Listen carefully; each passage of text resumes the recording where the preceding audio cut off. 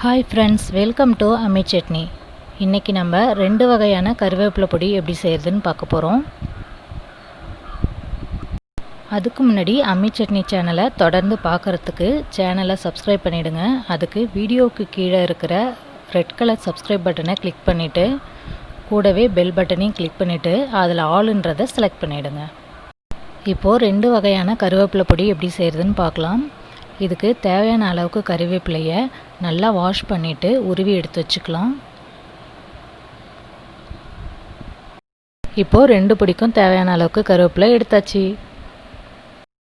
இதோட ஈரம் காயறதுக்காக 5 மணி நேரம் நிழலில் காய வச்சிடலாம். 3/4 கப் அளவுக்கு முழு உருட்டு உளுந்து ரெண்டு பொடிக்கும் தேவையான அளவுக்கு எடுத்து வச்சுருக்கேன்.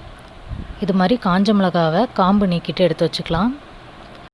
இப்போ நம்ம காரமான கறிவேப்பிலை பொடி எப்படி செய்கிறதுன்னு பார்க்கலாம். இதுக்கு வானலில் 1 ஸ்பூன் அளவுக்கு எண்ணெய் சேர்த்து எண்ணெய் காஞ்சதும் 10 காஞ்ச மிளகாய் அளவுக்கு எடுத்து வறுத்து வச்சுக்கலாம். 3/4 கப் உளுந்துக்கு 10 காஞ்ச மிளகாய் எடுத்துருக்கிறேன்.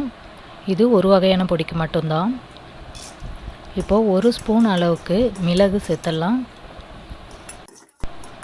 மிளகு பொரிய ஆரம்பிச்சிடுச்சு, எடுத்துடலாம். இப்போது இதே வானல்லையே எடுத்து வச்சுருக்கிற உளுந்தையும் வறுத்துடலாம். வானலில் எக்ஸ்ட்ரா எதுவும் எண்ணெய் சேர்க்க தேவையில்லை. நம்ம ஃபஸ்ட்டு ஊற்றின அந்த 1 ஸ்பூன் எண்ணெயே போதும். ஃப்ளேமை சிம்மில் வச்சுட்டு பொறுமையாக உளுந்து வறுத்துக்கலாம். உளுந்து சரியாக வறுபடலை அப்படின்னா பொடி நமக்கு வாசமாக இருக்காது. அதனால் இந்த அளவுக்கு கோல்டன் கலரில் வர்ற அளவுக்கு நம்ம உளுந்தை வறுத்துக்கணும். இப்போது இதெல்லாம் நல்லா ஆறட்டும்.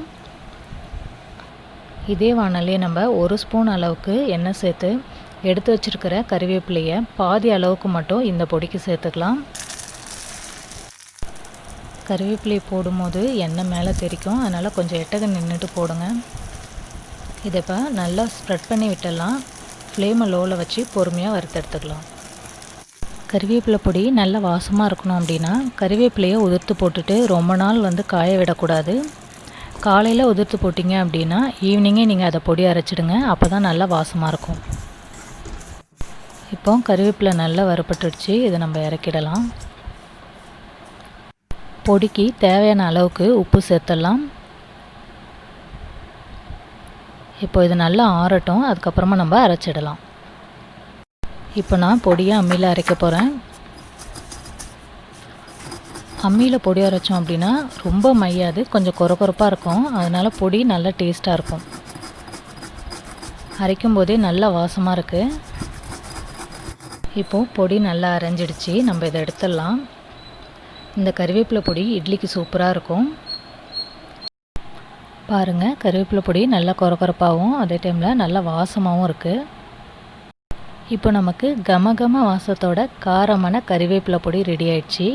இதை நம்ம ஒரு பாட்டிலில் போட்டு ஸ்டோர் பண்ணி வச்சுக்கலாம். இப்போ நமக்கு 1 மாதத்துக்கு தேவையான கருவேப்பிலை பொடி தயார். இது மாதிரியே இன்னொரு டைப் கருவேப்பிலை பொடி எப்படி அரைக்கிறதுன்னு பார்க்கலாம். மிளகு கருவேப்பிலை பொடிக்கு எப்படி வறுத்தமோ அது மாதிரியே உளுந்தையும் கருவேப்பிலையும் வறுத்துக்கலாம். நம்ம இதில் மிளகு சேர்க்காததுனால காஞ்ச மிளகாய் 2 எக்ஸ்ட்ரா சேர்த்துருக்கேன். தேவையான அளவுக்கு உப்பு சேர்த்து அதை ஆறுனதுக்கப்புறமா நம்ம அரைச்சிக்கலாம். இந்த 2 கறிவேப்பிலை பொடிக்கும் என்ன டிஃப்ரென்ஸ் அப்படின்னா அதில் காரத்துக்காக மிளகு சேர்த்துருக்கோம். இதில் நம்ம சர்க்கரை சேர்க்க போகிறோம். இதை சேர்த்து நல்லா அரைச்சிக்கலாம். கறிவேப்பிலை பொடியில் சர்க்கரை சேர்த்து இது மாதிரி அரைச்சி பாருங்கள். ரொம்பவே சூப்பராக டேஸ்ட்டாக நல்லாயிருக்கும். பொடிலாம் ரொம்ப நைஸாக இல்லாமல் இது மாதிரி கொரப்பாக இருந்தது அப்படின்னா நமக்கு இட்லியோட தொட்டு சாப்பிடும்போது சூப்பராக இருக்கும். இப்போ இதை நம்ம எடுத்து ஸ்டோர் பண்ணி வச்சுக்கலாம். இப்போ நமக்கு ஸ்வீட் கருவேப்பிலை பொடியும் ரெடி ஆயிடுச்சு.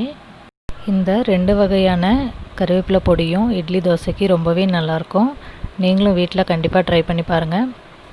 இந்த வீடியோ உங்களுக்கு பிடிச்சிருந்ததுன்னா மறக்காமல் வீடியோவுக்கு கீழே இருக்கிற லைக் பட்டனை கிளிக் பண்ணுங்கள். உங்களோட கமெண்ட்ஸ் எங்களுக்கு அனுப்புங்க. உங்கள் ஃப்ரெண்ட்ஸோடு இந்த வீடியோவை ஷேர் பண்ணுங்கள். மறக்காமல் அம்மி சட்னி சேனலை சப்ஸ்கிரைப் பண்ணுங்கள். தேங்க்யூ.